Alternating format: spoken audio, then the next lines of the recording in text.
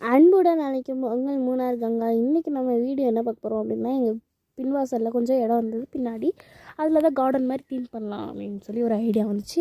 அதுக்காக இன்றைக்கி பார்த்திங்கன்னா சீட்ஸ் எல்லாமே நான் வாங்கிட்டு வந்துட்டேன் என் ஃப்ரெண்டு வீட்டில் இருந்து. இப்போ வந்து பார்த்திங்கன்னா கேரட் தான் வச்சுக்கிட்டு இருக்கேன். நீங்களும் இந்த மாதிரி வச்சுருக்கேன் வைக்க போகிறேன் அப்படின்ற ஒரு பிளான் இருந்துச்சுன்னா டக்குன்னு லைக் பண்ணிடுங்க, நம்ம சேனல்லையும் சப்ஸ்கிரைப் பண்ணிக்கோங்க.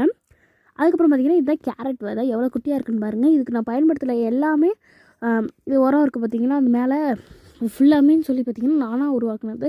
அதாவது என்னது வச்சு பார்த்தீங்கன்னா மாட்டின் சாணம், அதுக்கப்புறம் காய்கறி வேஸ்ட்டு, ஃப்ரூட்ஸ் வேஸ்ட்டு, அந்த மாதிரி தான் பண்ணி வச்சுருக்கேன். நீங்களும் அந்த மாதிரி ட்ரை பண்ணி பாருங்கள். அதுக்கப்புறம் பார்த்திங்கன்னா பட்ரு வைக்க போகிறோம். பட்ரு வந்து நார்மலும் இருக்குது, அந்த ரோஸ் கலரும் இருக்குது. அது என்ன பேர் அப்படின்னு எனக்கு டீட்டெயில்ஸாக தெரியலை.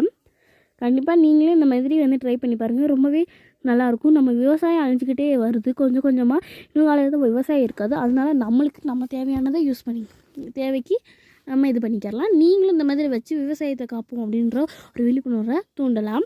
அதுக்கப்புறம் பார்த்திங்கன்னா இந்த ரோஸ் கலரை வச்சுட்டு நல்லா மண் போட்டு உள்ளே விட்டுறணும். இது வந்து சுற்றி தான் வைக்கணும். சைடில் வச்சோம்னா கொடி வந்து சைடில் பறந்துடும்.